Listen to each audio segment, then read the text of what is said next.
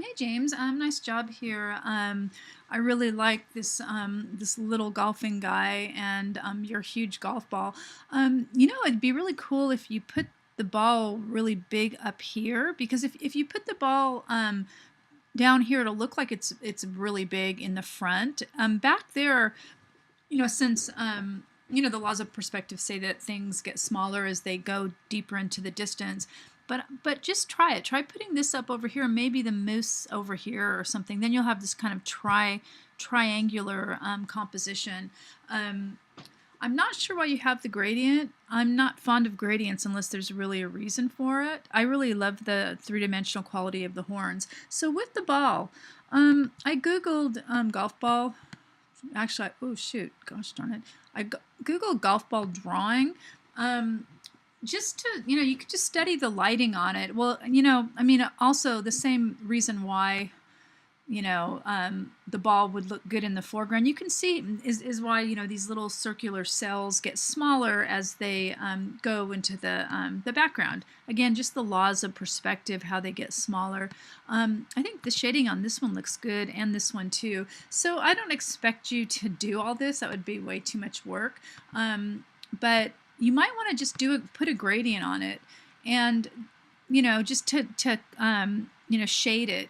And if you use the gradient tool, there's so many different ways you can do it. And, if you put it in the foreground and add some kind of a little cast shadow, not the drop shadow, the cast shadow. So you're going to have to look at how to do that. I think it would really look cool too. So other than that, be sure to also think of how you're going to unify some of these pieces. Overall, since you kind of simplified the color, I think that's really a good start. I would also work to remove this hard edge horizon line. And maybe if you add a little bit more sky and bring the horizon line down, because it's right in the middle. So whenever stuff is so in the middle, it looks kind of static. And I would suggest going out and looking at some of these posters I posted up in this inspiration thread. Note how this is unified with the repeating of this color and the repeating of the rectangular forms. And again here too, very simple. I was looking for, yes, with the mountains, something even like this with a jagged edge. And I'm not saying adding a city to it, but then it would look, it's not so harsh on the eye. This one too is a really cool one. So again, if you put that golf ball up in the, lower and in, layer it in front, it's going to look a lot bigger. And that means it's going to look like it really has a lot more depth. So I would definitely try that.